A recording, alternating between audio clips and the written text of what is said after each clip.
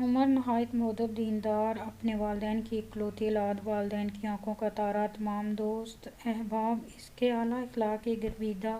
اللہ نے اس کو بے پناہ خوبیوں سے نوازا تھا۔ عمر پڑھائی کے آخری مراحل میں داخل ہو چکا تھا۔ مدینہ یونیورسٹی میں زیر تعلیم عمر نہایت ذہین اور ہونہار، اپنے دوستوں اور اساتذہ کا بہترین پسندیدہ طالب علم، جس کو دن رات مفید علم پا لینے کی جستجو رہتی۔ بابا اور امی جان کی ہر فون کال پر ایک ہی رٹ ہوتی: بیٹا اپنا گھر بسا لے، نکاح کر لے، تیرا دین مکمل ہو جائے گا انشاءاللہ۔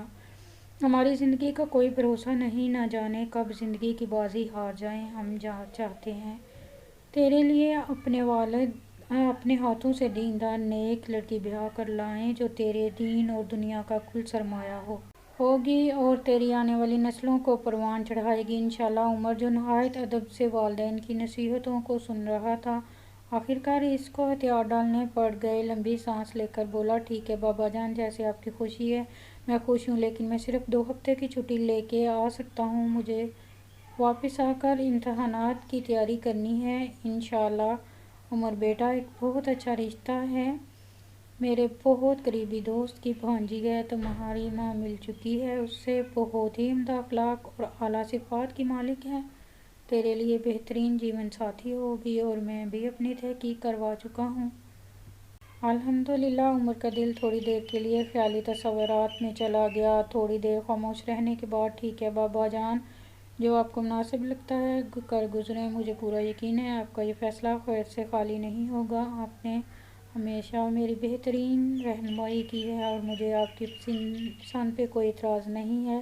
بیٹا، تو نے میرا مان رکھ لیا، مجھے تم سے یہی امید تھی۔ بابا بھرائی ہوئی آواز میں بولے فرحت جذبات سے لبریز۔ بابا بولے: بیٹا، اللہ تجھے دین اور دنیا میں کامیاب کرے میرے بچے، آمین۔ بابا کی آنکھیں شدت جذبات سے امڑ آئیں۔ یہ لے میرے بچے، ماں سے بات کر۔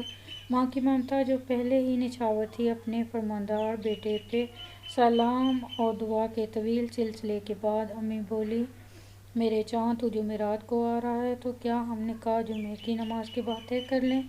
میرے لال، تو ادھر زیادہ دنوں کے لیے نہیں ہوگا، تو ہم چاہتے ہیں تو اپنی دلہن کے ساتھ بھی کچھ وقت گزارے۔ پر میرے بچے، تو نے ابھی تک زلیخا کو تو دیکھا ہی نہیں۔ ہاں جی امی، نہیں دیکھا ہے میں نے زلیخا کو۔ آپ نے دیکھا؟ میں نے دیکھا۔ ایک ہی بات ہے، مجھے آپ دونوں پر مکمل بھروسہ ہے، میری طرف سے آپ دونوں کو مکمل اختیار ہے، آپ اپنے فیصلے کو پایہ تکمیل تک پہنچائیں، انشاءاللہ اللہ بہتر کرے گا۔ ایک دم عمر کے دل کے نرم گوشے نے انگڑائی لی۔ زلیخا کے ہونے والے جیون ساتھی، جس کو نہ کبھی اس نے دیکھا نہ سنا، لیکن پھر بھی دل اس کو سوچنے پر مجبور کر رہا تھا۔ جوں جوں وقت گزرتا گیا، عمر کی دعاؤں میں دن بدن اضافہ ہو رہا تھا۔ سوچا جانے سے پہلے عمر نے ایک ادائیگی کی: اللہ کے گھر۔ عمر نے اپنے ہونے والے جیون ساتھی کے لیے ہاتھ پھیلا دیے، تقویٰ اور خیر و برکت کی دعائیں مانگی، چونکہ یہ اس کی زندگی کا ایک بہت اہم فیصلہ تھا۔ دل میں سنت کی تڑپ اور لگاؤ نے اس کی شخصیت کو 4 چاند لگا دیے تھے: مردانہ وجاہت کا منہ بولتا ثبوت، 6 فٹ کا قد، کشادہ سینہ، سرخ و سفید عمر، چہرے پر سنت رسول سجائی کسی بھی لحاظ سے کم نہ تھا، ماشاءاللہ موتیوں جیسے دانت جو کثرت مسواک سے اور دمکتے تھے، خوبصورت روشن آنکھیں اور کشادہ پیشانی کے باوجود دین دار اور دوشیزہ کے لیے ایک عظیم نعمت سے کم نہیں تھی۔ پاکستان آمد پر والدین کی خوشی دیدنی تھی، ہر طرف خوشیوں کا ساماں تھا۔ نکاح کی تمام تیاریاں مکمل ہو چکی تھیں۔ بابا جان نے صبح کے انتظامات سے آگاہ کیا: راولپنڈی سے جہلم 2 سے 2.5 گھنٹے کا سفر ہے اور ہم سیدھا مسجد جائیں گے، نماز جمعہ کی ادائیگی اور پھر نکاح انشاءاللہ۔ عمر کے دل میں زلیخا کے دیدار نے ایک بار شدت سے انگڑائی لی۔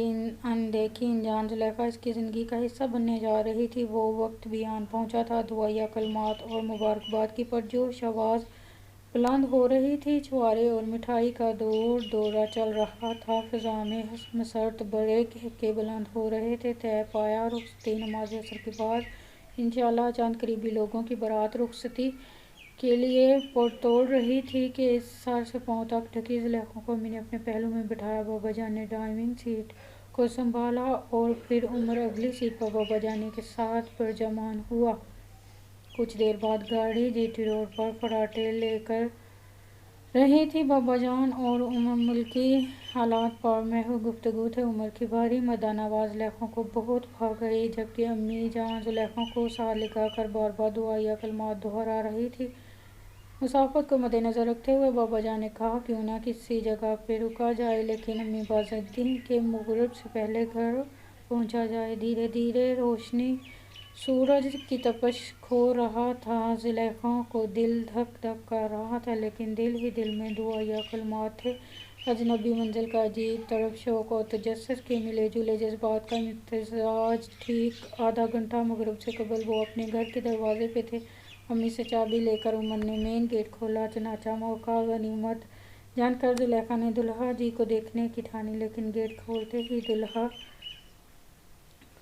میاں اندر تشریف لے جا چکے تھے۔ بابا جان نے کھلے گیٹ سے گاڑی گھر کے باہر سین میں پارک کی، جبکہ دولہا میاں گھر کے تالے اور گھر کی بتیاں جلانے کی تگ و دو میں دکھائی دیے۔ زلیخا کا دل مچلا اور جی چاہا وقت ادھر ہی رک جائے اور وہ اپنے دولہا جی کو دیکھتی رہے۔ اگر آپ کو ہماری ویڈیو پسند آتی ہے تو ہمارے چینل کو لائک کیجیے گا، سبسکرائب کیجیے گا۔ Thanks for watching.